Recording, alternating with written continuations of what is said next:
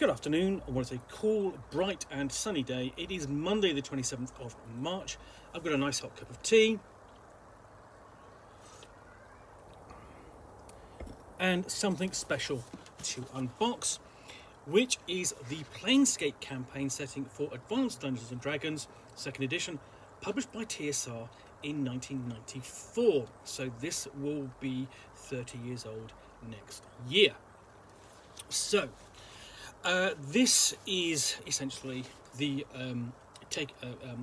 the manual of the planes, the previous supplement for Advanced Dungeons & Dragons, developed as a campaign setting, enabling the adventurers to visit all the various planes of the Dungeons & Dragons cosmology, as well as combining it with another element from another role-playing game, which are the factions. Not the factions of another game, but its own factions, but the idea of having factions, which was taken or inspired by Vampire the Masquerade and other Worlds of Darkness games, which had begun appearing within the previous 3 or so years. So this is actually my second copy of this box set. This is my working copy, as it were, which came to me via a house clearer. Now, it's, as a side note, essentially, we don't often think about what's going to happen to our role-playing collections when we pass on, when we die. And in some cases, it's down to people like whose profession is house clearing. He will go in and clear houses for relatives and so on, or for previous owners, and get the house ready for sale. So, and that is how this came to me from someone's collection.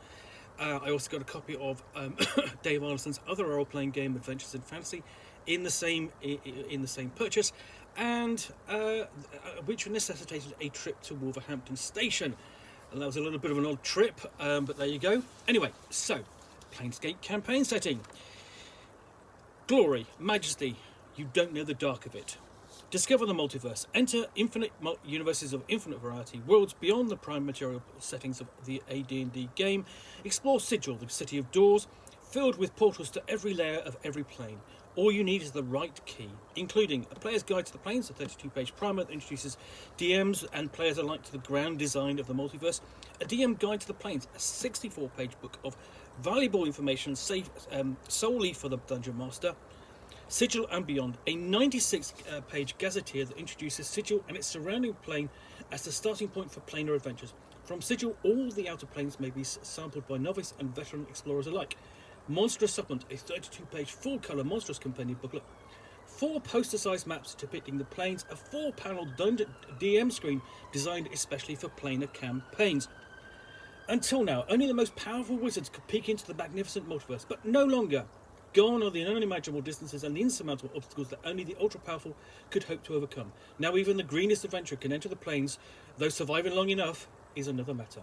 Have at it, Burke. Powers, proxies, planers, petitioners, and wondrous monsters await just beyond the portal. Step through and partake of the infinite excitement of Planescape adventures. So in some ways, this, I guess, and this is what it's designed to do was, get you to do multi-world, multi-plane adventures without all that needious mucking about in space, which the previous campaign setting had done, which essentially by that time TSR had got bored with. So, what's in this box? They sort of like they've done with Spelljammer. They wanted to do something different. Spelljammer wasn't selling as well as they hoped, and they wanted to do something different. So what we've got is delving into this, because essentially it's all there, but it's just randomly packed as it came. So first off, we've got the Planescape map, poster maps, and this is quite different. It's a bit large, and this shows you the various icons or logos for the various factions. And on the back, you've got the powers by plane, a guide to the known deities with their origins and worshippers.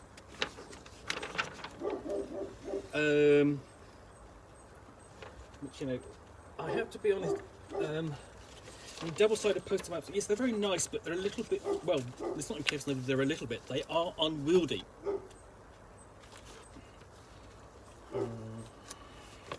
So this one This one shows, it's got a map of, this is the Outlands. I'll show you that bit more. And on the back you've got various locations.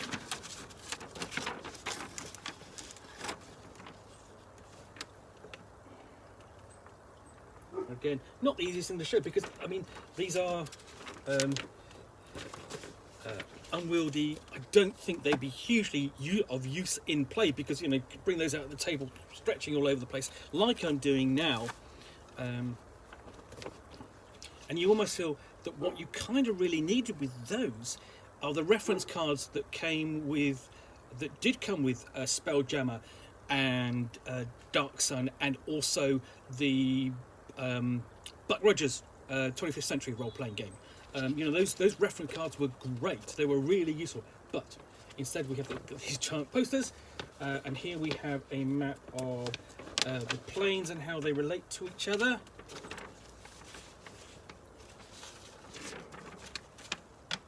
So there's the outer planes. On the back we have Planescape Cosmic Graphical Tables, a brief reference to the planet guides. A brief reference guide to the planes and the realms and towns within them. Again, how do you use this to look those up? Yeah, that's just. What were they thinking? I mean, what were they thinking was essentially they've done these poster maps, and what were they going to put on the other side? And that's what they did. Which are not really very good effect. And then the fourth one as well. We've got an image of sort of like, which is I believe is going to be a sigil city of doors, and then an actual city map. And that's all right. That's not too bad. Again, a bit big, a bit unwieldy. So there's those four poster maps, double-sided, full colour, very nicely done. But anyway, next below we have the Monstrous Supplement, part of the Monstrous Compendium series. Thankfully not, I think now they were kind of being done with the whole folder of 3-ring binders and stuff that always never looked quite right if you were an English audience. But open this up and you've got, not sorry, I mean, you know, first signs of this unboxing, of course, of the artwork of Tony Duttizoli,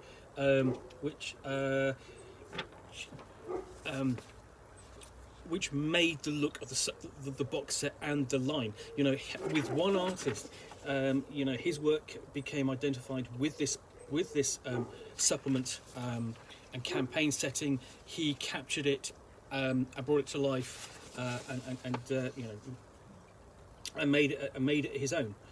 So yeah, here we've got the Astral Searcher, Barguest, Cranium Rat,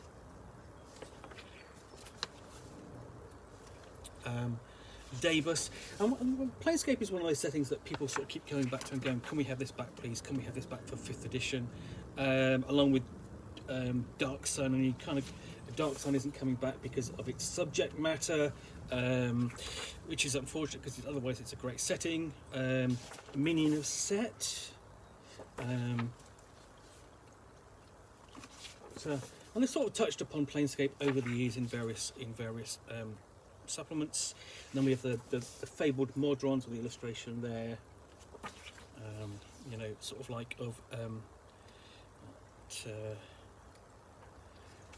more of them, just basically regular, you know, entities that sort of represent literally regular polyhedral shapes.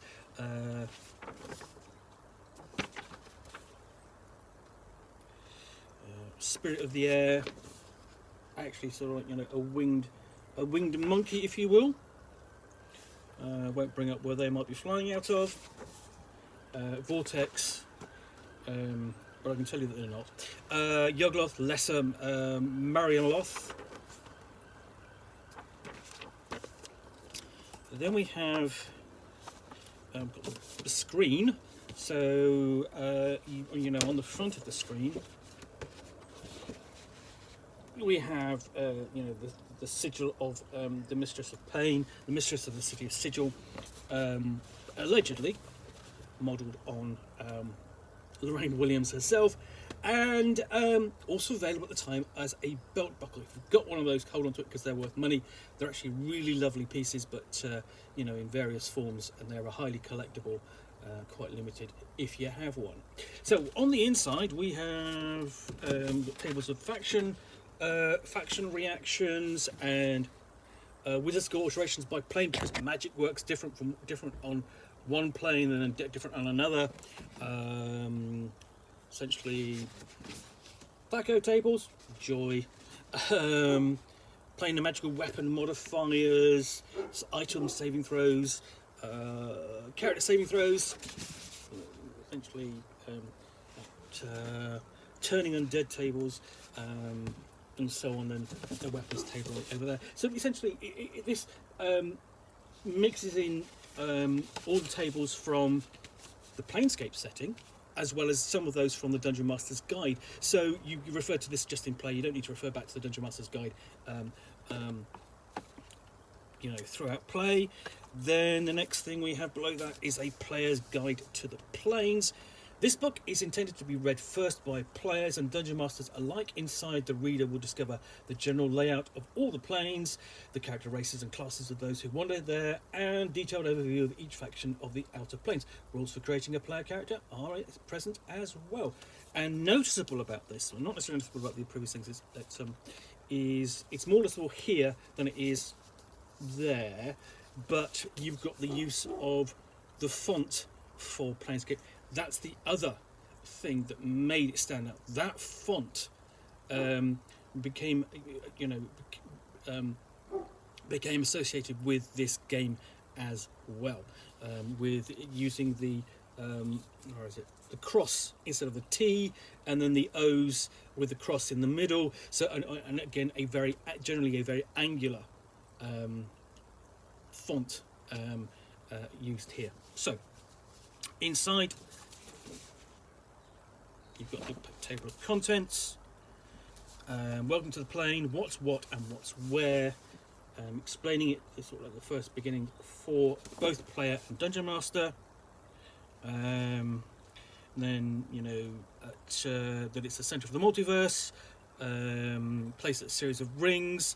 The grand design, prime material plane, the inner planes, outer planes. Essentially explaining what they are without going too deep into them. And then the paths between the planes, ethereal plane, astral plane, so on. And this really isn't the kind of a subject matter that's particularly touched upon by, for example, the Old School Renaissance, or to a degree by Dungeons & Dragons 5th edition. The most notable, I think, is probably Planar Compass, the series of fanzines which are set across the astral plane. We have denizens of the planes, again, working from primes, looking at the primes, planars, petitioners, proxies, powers, and so on, and then rules for creating a player character. And really what we've got is, here are the options for your planar characters. There's the table there. So we have Barazar, which I don't think has been introduced, Githrazi, or Githra, Githzerai, half-elf, human, and tiefling of all planar. And the tiefling's introduced here for the first time, I think. You have to, and then we've got background upon them and giving them details ready for the different races, player character classes. I don't think there's any new classes. We're just using the standard ones. Planar character classes can be any class found in the player's handbook. And there are changes here, of course. And then we get into the factions, and the factions are a big feature of Planescape. So everyone is given a official faction title, faction philosophy, primary planetary influence, and so on, allies, enemies, and more. And then there are gaming benefits, i.e. benefits to actually belonging to the faction. So the player characters could belong to different factions. So we've got the Athar, the Believers of the Believers of the Source, and we've got the nicknames for them below. So for example, the Believers of the Source are known as the Godsmen. We have the Bleak Cabal, the Bleakers, the Cabal, the Madmen, the Doom Guard, even they don't have a nickname. Dustmen, the Dead, the Fated, Takers or Heartless. And again, you've got each got their little symbol down at the bottom of the page, you know, reprinted from essentially you see it on that previous poster that I looked at. The Fraternity of Order, or the Governors, the Free League, Indepths, the Revolutionary League, Anarchists, the Sign of One, the Signers. It's a fantastic artwork in here. Society of Sensation, the Sensates, and the Transcendent Ordinance, or the Ciphers. So we got the Ascetics, the Chaos Men, and the Outsiders are the Clueless. And then general faction benefits, for essentially the benefits that you can enjoy for just being a member of a faction. Excuse me a moment. More tea is needed.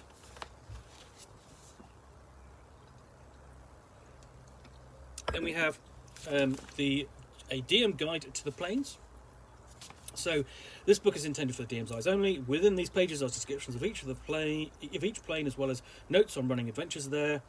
Also included in this book is information about the workings of magic from plane to plane and the methods of which adventurers travel about. So there's another famous image from the Planescape setting. Lady of Pain herself. The contents page. And I love looking at, since you've got this TSR logo from the time, and so you've got the two addresses, TSR UK, back before the purchase by Wizards of the Coast and its move elsewhere. Introduction, overview and the scope of the planes, and their tone, how they differ and feel. And then the effects on spells, because obviously magic will be different from one plane to the next, and it's actually connected spells used for the different connected to the different planes, and then alterations by plane, because Dungeons and Dragons magic is broken down into different schools, and then one school will work differently on one plane to another. And then how do the priests and gods connect to each other via the planes? So got this quick discussion of magical items there as well, and how they work, because again their effects will be slightly different. Before we go into travelling the planes,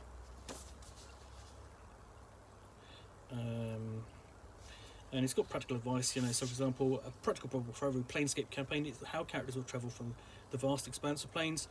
Normal wilderness movement from one infinite universe to the next is impossible, except on the ring of the outer planes. A body can't ride, sail, or fly from plane to plane. It just doesn't work that way.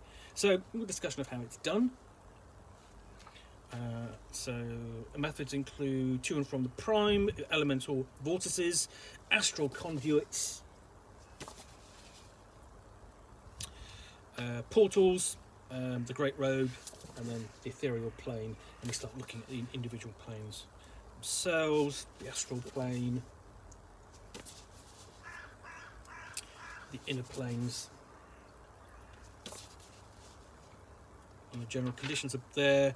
So we have plane of earth, plane of air, and we're just going to go through all of the different planes one by one. Plane by fire, plane of water, so the elemental planes first,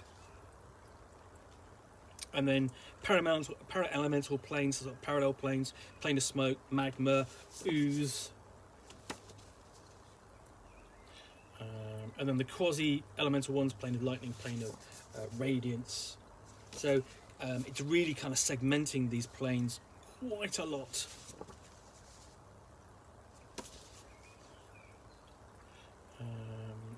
And then we've got positive and negative energy planes.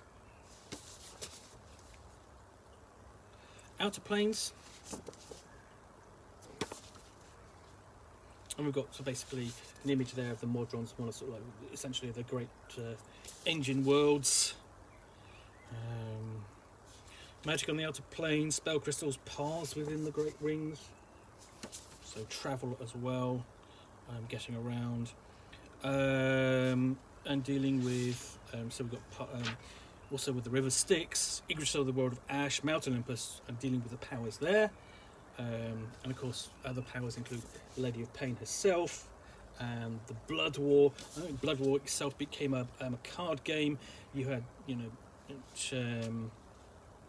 and then it's looking at individual planes that we kind of know from classic Dungeons and Dragons. So the Abyss and Acheron, organised by alignment. So of course the Abyss is chaotic evil. Arcadia is lawful neutral good, so it's not just lawful neutral. Arborea is chaotic good. It's actually sort of like shading them one way or the other. Bator, lawful evil. The Beastlands, neutral good, chaotic. Bitopia, neutral good, lawful.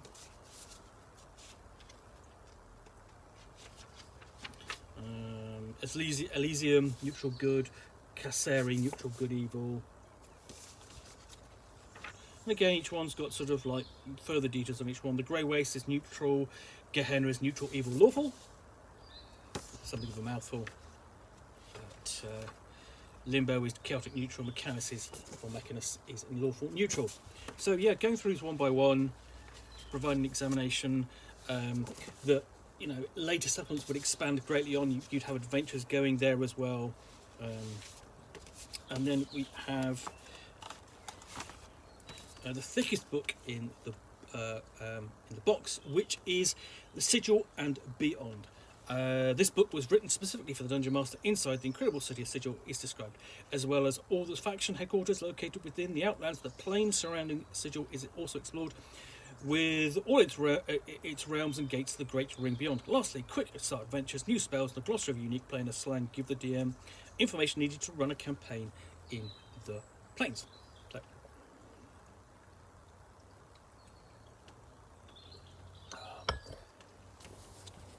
So,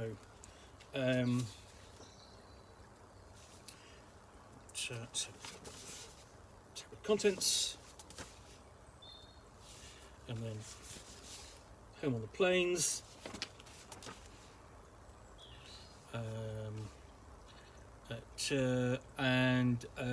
What's the point of the place? What's the point of running a campaign here? This is a golden glory, sense of wonder, long-term objectives and themes. Those are what you bring into to bring your players. Those are what you bring into play to bring your players and their characters to the setting, and then also philosophers with clubs, and building on the faction themes. So instructing the campaign. So advice on essentially setting up a campaign there and involving the players and their characters to get everything started, including actually getting started. And then first, you've got discussion of what types of adventures the player characters might get involved in, all the way up from 1st to 10th and 11th or more level adventurers, options here. Looking at the field of the campaign setting, ideas for mega monster bashing, because there will be really some big monsters out there in the plains, and then lay of the land, the Outlands, an overview, and the different locations to be explored. And the thing is, even if you don't have this box set, even if you don't have, you can't find these books in print, because they are expensive to collect, they are expensive to find. Certainly the originals, a lot of this is still available print on demand. So when you do that, you'll get all of these books, the ones I've just showed you, plus the posters, broken down into one book. Already done an unboxing of the Dark Sun book like that.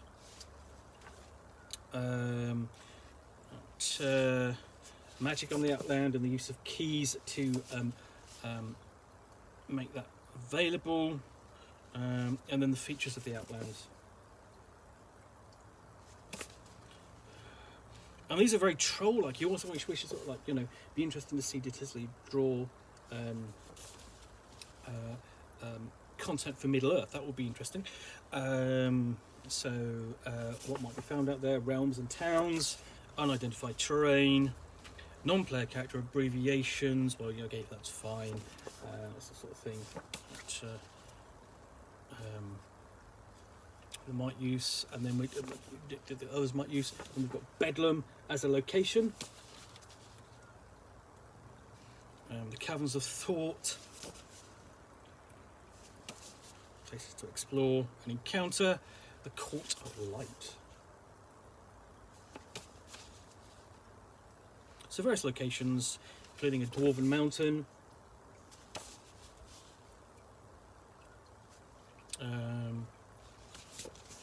another town, Glorium. Certainly not mapped, none of these locations. It would be nice if they'd sort of like had some depictions of what the town looks like.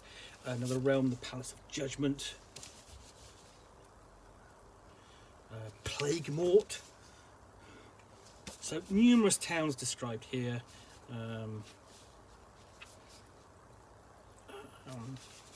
Just show you more of this fantastic artwork. And then Doorway, Sigil. Here we begin to look at the capital, the centre, and the centre of the plains, all connected. Sigil's portals.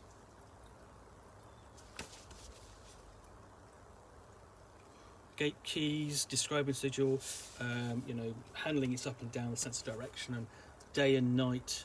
And elements such as razor vine and street vermin, weather, building materials, how the peace is kept in a city which is riven by factions and presence of all these different species and peoples from different realms. Here we go. More description of the Lady of Pain, the mazes that run throughout the city, and the code of conduct that everyone's presumably has to sign up in order to survive in the city without her wrath falling down upon them. And then we have a discussion of the roles of the different factions, building upon what was given in the player's book. Basically how people get by, making and spending money. And then stats and details of the two most important people in Sigil. One is Aaron Darkflame Montgomery, the other one is Duke Rowan Darkwood. And Sigil without a guide. That's not Sigil without a guide, that's Sigil without a guide too. So getting around, things like sedan chairs, marketplaces, couriers, few services, the different wards.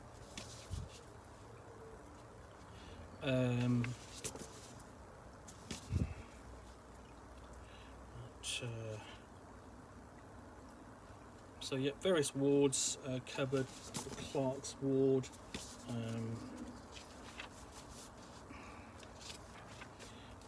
the guild markets and so on. And then we have campaign quick starts. So we've got some scenario ideas. So scenario hooks ready for the Dungeon Master to develop as necessary. Several of those. We've got a new spell, which is Shorelock, designed to protect against unwatered plains spanning portals, and then Warp Sense, and then Knowing the Camp, because more than anything, Planescape is a city with its own slang and city speak. So a Burke, a fool, especially when he got himself into the mess when he should have known better. Bob, the business of cheating someone, whether it's of the cash, honour or trust. Out of town, let the phrase above. This one's used basically describe the bodies on the outlands, out of touch, outside the outer planes, and so on. So it's a mixture here of really two things of sort of classic thieves' cant of Georgian and Victorian London, also sort of slang that's arisen on around in Sigil and around itself. So yes, it's a fantasy setting, but it's got a certain sense of the Baroque and also the Dickensian, I think, to it as well. So, that altogether is the Planescape box set from TSR, published in 1994. I'm going to be interested to give this a review at some point soon. But it's really been interesting to look at it in a bit more detail, just to see what a nice looking product it is, how good the artwork, and how much thought has been given into giving it its distinct style and look. Anyway, thanks for watching another unboxing in the Nook. If you've enjoyed this, then please do click on the like button down below. And of course, if you have got any comments or feedback, I do appreciate you taking the time to post those. And lastly, if you want to be alerted to yet more unboxings out here in the Nook, where you'll see me with a box or typically a package containing a book or game, which I will unbox and chat about to the best extent of my knowledge for roughly 10 minutes or so. Of course, this is a classic, so it's taken a lot longer. All, of course, accompanied by a nice hot cup of tea.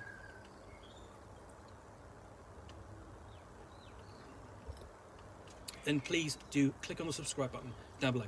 Thanks again for watching another unboxing the Nook. Be back again soon with another one. Bye for now.